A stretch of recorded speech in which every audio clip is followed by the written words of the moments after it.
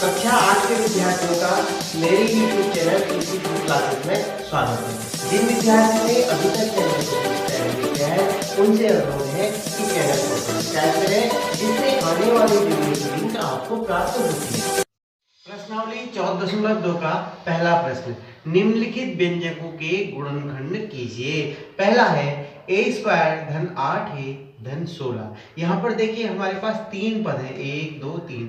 इन व्यंजकों के गुणनखंड हम सर्वसमीकाओं के प्रयोग से करेंगे। हमारे पास सर्वसमीकाएं होती हैं। देखिए जैसे पहला ये पद है a², इसको हम ऐसे लिख सकते हैं a की घात 2, a² मीन्स a की घात 2।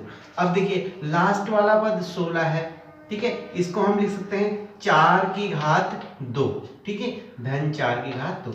अब देखिए बीच वाला पद है धन 8 है, ठीक है, इसको कैसे लिख सकते हैं?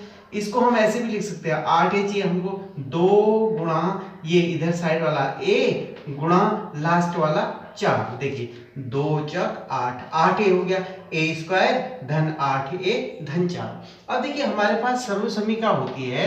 सर्वसमीका जैसे पहले भी बताया है आपको, सर्वसमीका कौन सी? a² धन 2ab धन b² बराबर a धन b का होल स्क्वायर। ये हमारे पास सर्वसमीका होती है, ठीक है। अब देखिए यहाँ पर a² धन 2 गुणा a गुणा b धन b²।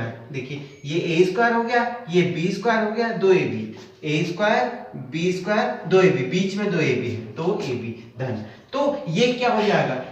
a धन b का होल स्क्वायर, a धन b का होल स्क्वायर, अर्थात a यहाँ पर क्या है? a और b क्या है? 4, a धन 4 का होल स्क्वायर, a धन 4 गुणा a धन 4, दो बार इसको लिख देंगे, a धन 4 गुणा a धन 4। ये दो गुणनखंड हो गए, a² धन 8a धन 16 के दो गुणनखंड हो गए, a धन 4 और a धन 4। दूसरे भाग में आते हैं, p² ऋण 10p धन 25। देखिए इधर को p² को हम लिख सकते हैं p की घात 2, ठीक है, और लास्ट वाले 25 को लिख सकते हैं 5 की घात 2, ठीक है। अब ये ऋण 10p है, 10p इसको हम ऐसे लिख सकते हैं 2 गुणा एक किनारे वाला p और दूसरे किनारे वाला 5, 2 पंचे 10। देखिए ये वही चीज है ना, p² ऋण 10p धन 25। हमारे पास सर्वसमीका होती है a² ऋण 2ab धन b² बराबर a ऋण b का होल स्क्वायर। ये आप जानते हैं, a² ऋण 2ab धन b² बराबर a धन b का होल स्क्वायर। देखिए a b और बीच में क्या है? 2ab। देखिए ये a हो गया और ये 5b हो गया, तो यहाँ पर देखिए a p और minus b, b means 5, p minus 5 का होल स्क्वायर। तो इसको दो बार लिख देंगे, p minus 5 multiply p minus 5, दो गुणनखंड p ऋण 5 p ऋण 5। तीसरा प्रश्न, 25m² धन 30m धन 9। देखिए 25m², 25 को हम लिख सकते हैं 5 की घात 2 और m जो है m की घात 2 हो गया, 5m की घात 2, 5 × 25 m की घात 2। और ये लास्ट वाला जो किनारे वाला है धन 9 को हम लिख सकते हैं 3 की घात 2, 3 की घात 2। तो अब देखिए बीच वाला क्या है? धन 30m है, 30m दो अपने मन से लिख लेते हैं और इस किनारे वाला 5m हो गया और इस किनारे वाला 3 हो गया। देखिए 5 गुना 10 या 30m, यही तो चाहिए था हमको। अब हमारे पास सर्वसमीका है a² धन 2ab धन b², अर्थात a धन b का होल स्क्वायर। a² ये हो गया a², 2ab, a क्या है? 5m है, 2ab धन b² अर्थात 3, a हो गया 5, b हो गया 3। इसका मतलब ये हो गया 5m धन 3 का होल स्क्वायर। तो 5m धन 3 होल स्क्वायर है तो दो बार लिख दें, 5m धन 3 गुणा 5m धन 3, ये दो गुणनखंड प्राप्त हो गए।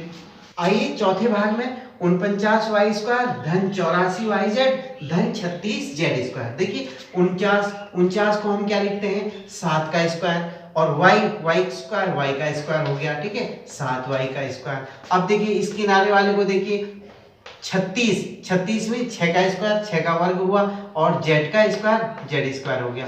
देखिए a² प्राप्त हो गया, b² प्राप्त हो गया, बीच में हमें क्या चाहिए?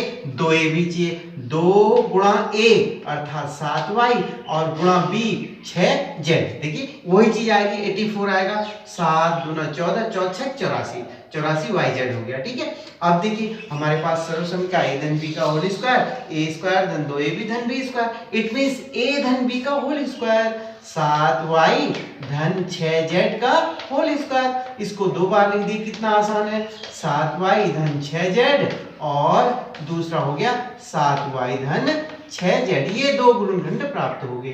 चलते हैं पांचवें भाग पे। देखिए 4x स्क्वायर माइनस 8x धन 4। देखिए ध्यान से देखिए, 4x को स्क्वायर को हम क्या लिख सकते हैं, 2x का होल स्क्वायर, और इस 4 को क्या लिख सकते हैं, 2 का स्क्वायर। ठीक है, और यहाँ ऋण वाला है, ए स्क्वायर प्राप्त हो गया, बी स्क्वायर प्राप्त हो गया। क्या चाहिए आपको, 2ab चाहिए, 2 गुणा ए हो गया 2x और b हो गया 2। देखिए बीच वाला पद कौन सा है, 8x है, 2 दूना 4 दूना 8 गुणा x, 8x हो गया, अर्थात ए स्क्वायर माइनस 2ab धन b स्क्वायर। इसका मतलब a माइनस b का whole square.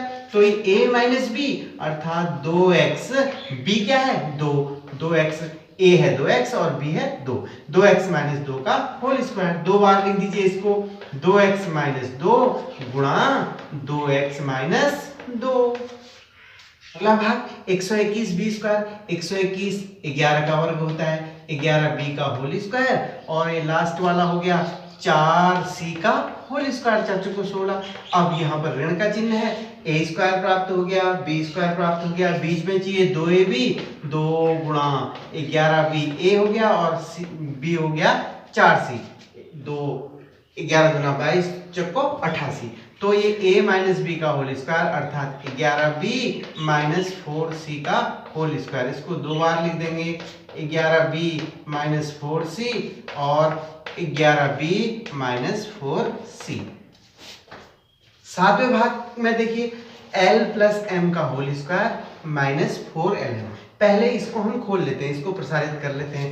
l plus M का होल स्क्वायर अर्थात a प्लस b का whole square, a square plus 2ab plus b square अर्थात a स्क्वायर हो जाएगा l square plus 2ab 2lm और plus b square m square. ठीक है, इसको खोल लिया हमने और फिर ऋण 4lm जो जैसा है वैसे ही लिख दिया। अब देखिए इसको कैसे लिख सकते हैं, l स्क्वायर 2lm है और 4lm है, ऋण का 4lm धन का 2lm अर्थात इसमें से ये कम हो जाएगा, तो क्या बच गया 2lm बच गया, 4lm में से 2lm घट गया, चिन्ह ऋण का आएगा, प्लस m स्क्वायर।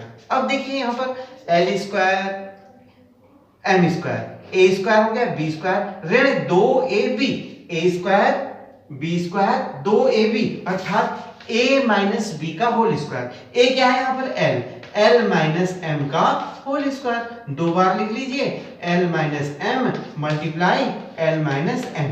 ये दो गुणनखंड हुए। इसमें एक का अंतिम भाग हल करते हैं, a की घात 4 धन 2 a की घात 2 b की घात 2 और b की घात 4। देखिए a की घात 4 को हम क्या लिखेंगे, a वर्ग का वर्ग अर्थात a स्क्वायर का स्क्वायर, a की घात 4 हो जाएगी।